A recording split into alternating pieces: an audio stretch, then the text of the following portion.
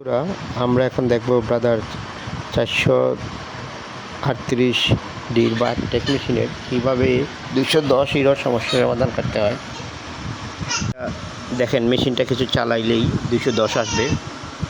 মূলত এই 210 আসে ওয়ার্ক ক্লাম্পটা মুভ করলে, অনেক সময় মুভে বাধাপ্রাপ্ত হলে এই 210 চলে আসে।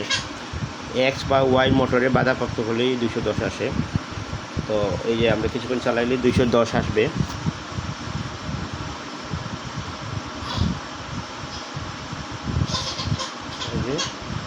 এই যে 210, এই যে 210 চলে আসছে।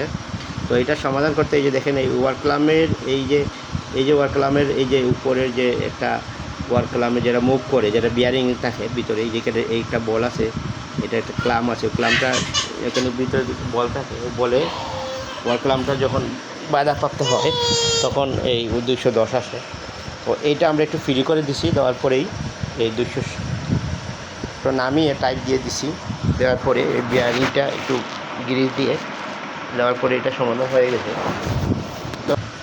গেছে। এখন মেশিনটা চালাবো, দেখেন। আর 210 আসবে না, 210 বন্ধ হয়ে গেছে। এই যে মেশিন চালাচ্ছি।